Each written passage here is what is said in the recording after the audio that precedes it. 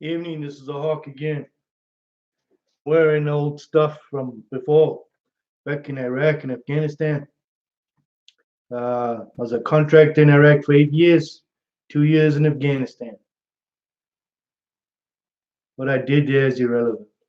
What is irrelevant? What is relevant is the connections between Obama and what is actually happening in Iraq. The Daily Mail Online on January the 2nd this year published a story about Adish al-Amiri, the guy that led the attack on the U.S. Embassy. He exposed Obama because the same gentleman was in the White House with Obama during his administration. The same Obama, who I feel is a complete illegal of a president who never was in, should have been in power and should be arrested for treason, gave the Iranian government $150 billion in cash, delivered with a sweet kiss on the butt, to kill U.S. soldiers, civilians, and our people.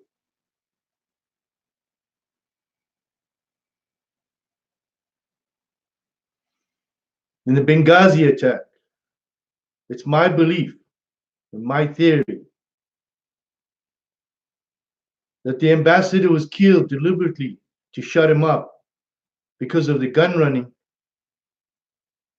and the weapons that were being supplied to the Muslim Brotherhood through the administration of the Obama administration.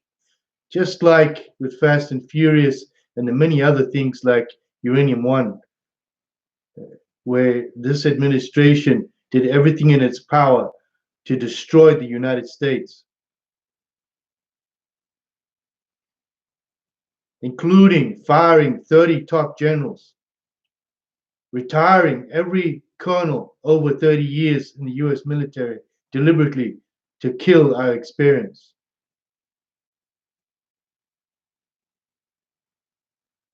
Having said that, one has to look at what is happening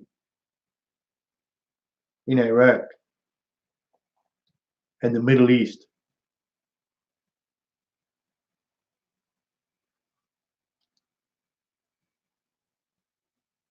I have a question for the Democrats. Do you support killing United States citizens? I have a question for the media. Do you support killing Americans?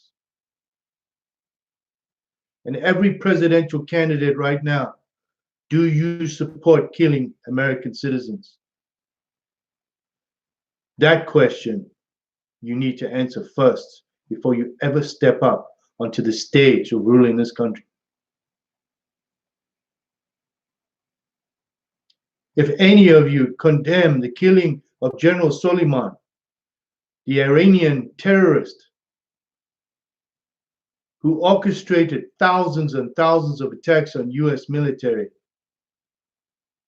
including my people, on the ground, civilians that were in Iraq and Afghanistan, then you're just guilty of treason. Nothing more. Now, many of you want to know where the Hawk comes from. That was my call sign in Iraq.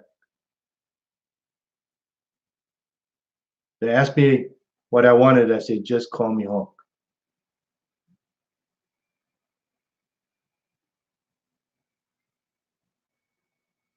We experienced attacks sometimes 5, 6 times a day. All the weapons that landed on all the ordnance that landed on the ground had uranium patent numbers on them, dated that year. So they'd been shipped in, fired on us by the Shia militia and the Iranian trained intelligence officers who were there assisting them.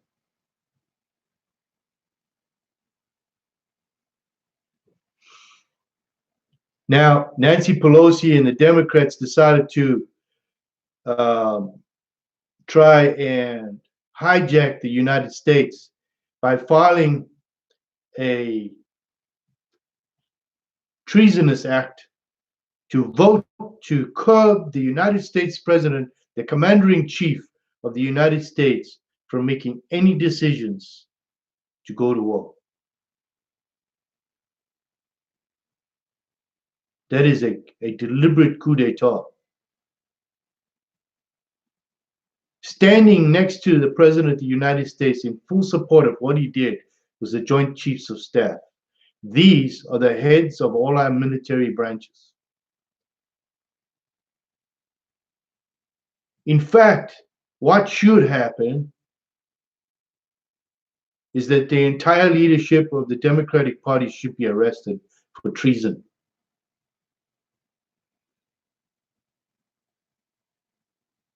You aided and abetted the killing of United States citizens, and you are still supporting the killing of United States citizens.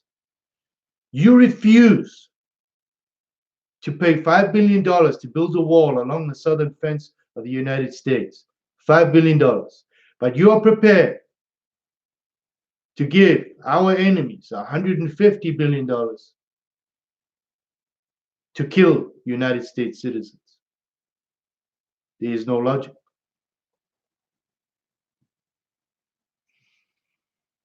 This $150 billion, they've taken 80 million of it and put a bounty on our president's head at the behests of the Democratic Party who gave it to them. The same Democratic Party that was started by the KKK. The same Democratic Party that's left every black person in America wanting more because of the lies and promises that they gave them. Almost every state run by the Democrats in the United States is in turmoil, crime-ridden, lust, pornography, illegals running free in sanctuary cities, violating the Constitution of the United States, not upholding the law and order, because if there is no law, and if the law does not prevail, you have no law. These are traitors to the United States, a once proud country that no matter what happened, we stood together and fought the evil. You're promoting communism, socialism, radical Muslim Shia law rules, where women do not have rights. Children are abused, married at ages of 5 and 6 to elderly men. And you support this. You're prepared to support millions of dollars to kill babies, but will not support the protection of US citizens. Where's the logic? There is none.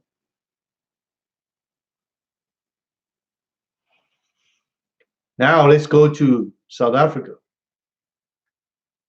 South Africa and Zimbabwe have decided that they are going to send troops to support Iran should there be an attack by the US government on Iran. It amazes me. The South African government gets over $100 million in aid from South Africa.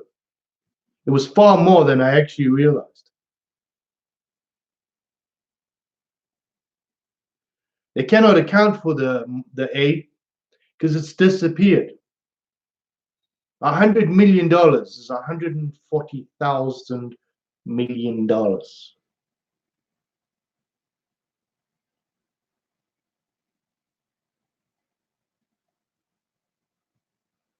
The Rand dollar exchange is almost 15 to 1.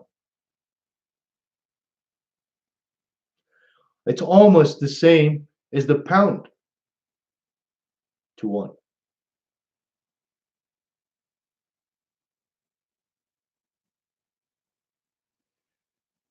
Gold dropped in value. I could see South Africa sitting at 20,000, $20 to the 20 rand to the dollar very soon. And should the United States decide to pull out and leave South Africa, put sanctions on them, because they are aiding and abetting 46 training camps for Hamas, Al Qaeda, ISIS, and Iran in South Africa. That is a fact. They're also in violations of all the sanction laws on Iran. That's a fact. To the ambassador, Lena Marks, it is time the United States told the South African government that if you're not with us, you're against us. President Cyril Ramaphosa of South Africa is nothing but a terrorist, a criminal, orchestrator of murder, mayhem, done nothing for their country for 25 years, other than rape every single department, government entity, medical system, you name it.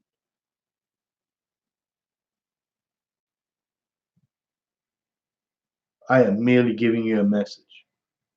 Do with it what you will.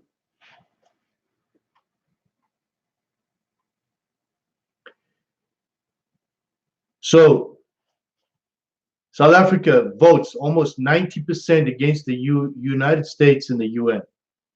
And yet, they get hundreds of millions of dollars from the United States in aid.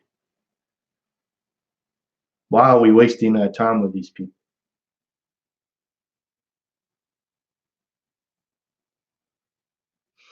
In South Africa, as in the United States, they're now teaching our children that 30% is good enough to pass the matric or your O levels or your graduation from high school. 30%. That barely means that you learned one third of anything you learned at school in an entire year.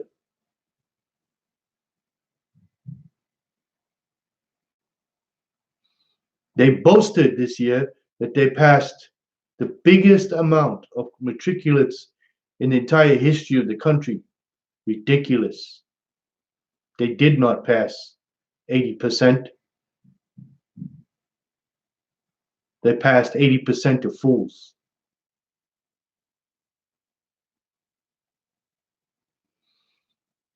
They're teaching sex education to 9-year-olds, much like in the United States,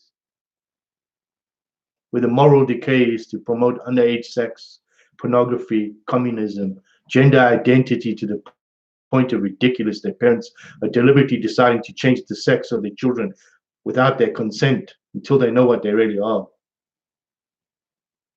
It's absolutely bizarre what is happening.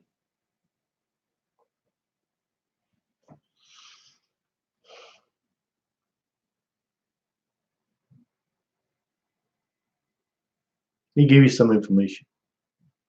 Iraq, some history. Iraq was the Garden of Eden, was in Iraq. Mesopotamia, which was the cradle of civilization, was in Iraq. The Tower of Babylon was in Iraq. Abraham was from Ur, which is in southern Iraq. Noah built the ark in Iraq. Jacob met Rachel in Iraq. Isaac's wife, Rebecca, was from Nair in Iraq. Jonah preached in Iraq. Assyria, which is in Iraq, conquered the 10 tribes of Israel. Babylon, which is in Iraq, destroyed Jerusalem. Daniel was with the lions in Iraq, in the den in Iraq. The 3 Hebrew children who were in the fire were in Iraq.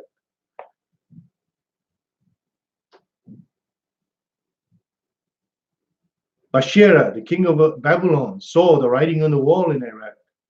Nebuchadnezzar, the king of Babylon, carried the Jews captive to Iraq. Ezekiel preached in Iraq. The wise men came from Iraq. Peter preached in Iraq. The empire of man, described in Revelations, is called Babylon, a city in Iraq. The Garden of Eden.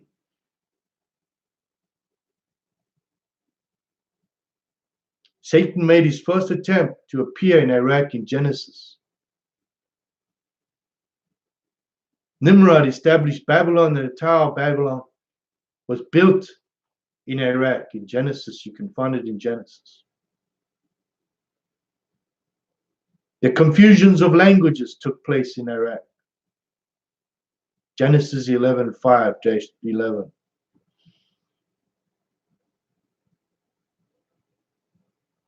Jacob spent 20 years in Iraq.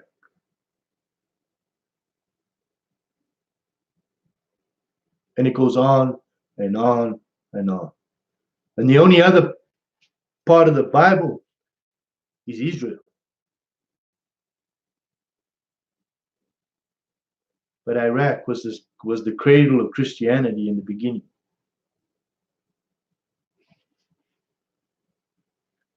The Tigris and the Euphrates rivers.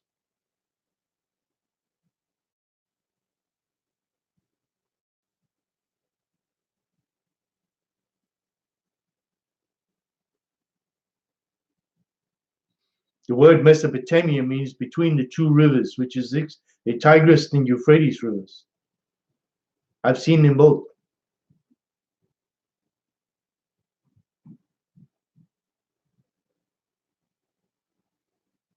These are all names from the Bible.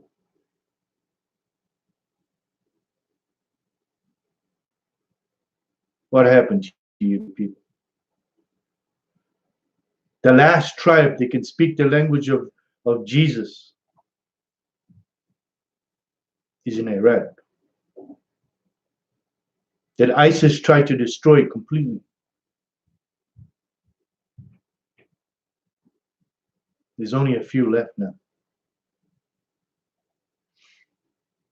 So I heard a story today about a guy who goes to the jails. And they invited this guy into the jail, and he's a priest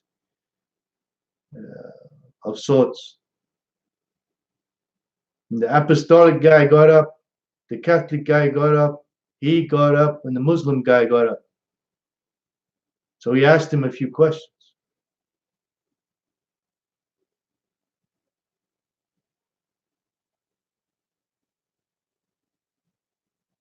He asked him, he said, correct me if I'm wrong, but I understand that most imams and clergy of Islam declare a holy jihad against infidels of the world.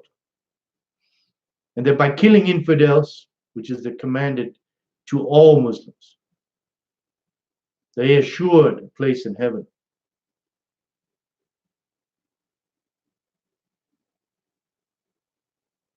If that is the case, and by definition, am I an infidel?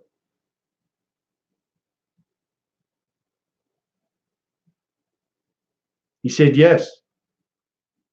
Then I stated, well, sir, there's a real problem trying to imagine the Pope commanding all Catholics to kill those of your faith, all the Protestants, who are guaranteed their place in heaven.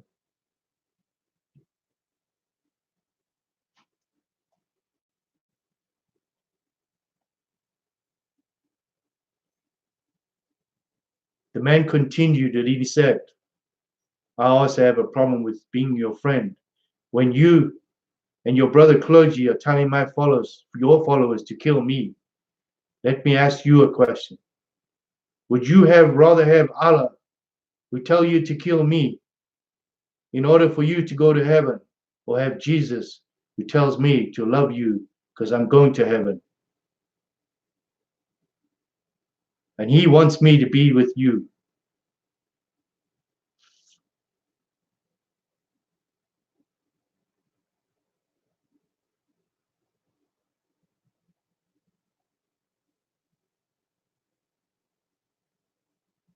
In 10 years' time,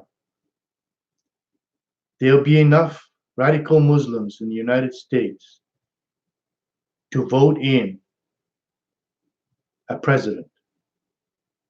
In less time than that, there will be enough radical Muslims to take over the entire Europe leadership if you do not do something now. The Muslim religion is not a religion anymore. It's an ideology. It's not a faith. It's a terrorist organization. It is all about power and the moral decay of man, where women do not have rights. Children are used as sex slaves and abused. And men are the only ones with rights. And those that disagree will have their heads chopped off. And when will the world see this? I am yet to see the majority of Muslims stand up against this. They're silent. They never do. They never do. And that is a fact. And anyone that criticizes them is attacked. Yet we never see the silent majority of Muslims who are peaceful people, so-called, stand up against radical Muslims who want to kill, maim, rape, and chop people's heads off in the name of Allah. Their Allah, not ours. And the moderate world sits back and lets it happen. And the conservatives who stand up and say no more are attacked, called racists, bigots, and all kinds of names.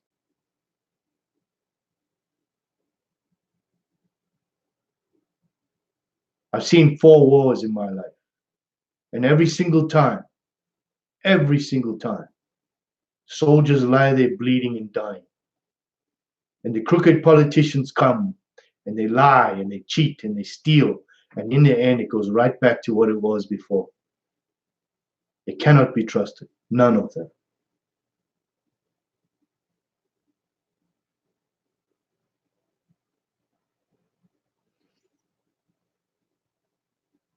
You put a man in the White House who couldn't be bought. A rich man, a man that couldn't be bought because he didn't need your money to go get voted in. He didn't have to get paid by the cigarette companies, by the oil companies, by the drug companies, and the medical companies, and all the other crooked contractors and whatever. They come down the pike handing out big checks. He couldn't be bought. And he couldn't be pay for play like Clinton tried to do.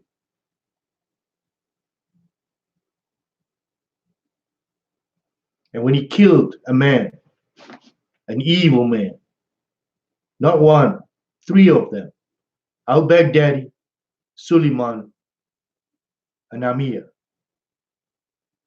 in a very short period of time. And it will come out in the end and be proved that the Obama administration funded ISIS. And they have blood on their hands, the entire Democratic Party. And their history and their behavior of late proves they are traitors to the United States of America. They are a clear and present danger to our freedom. And that is a fact. This is The Hawk. Please subscribe to my channel. I'm out of here. Hit the like button and share. The world needs to know the truth.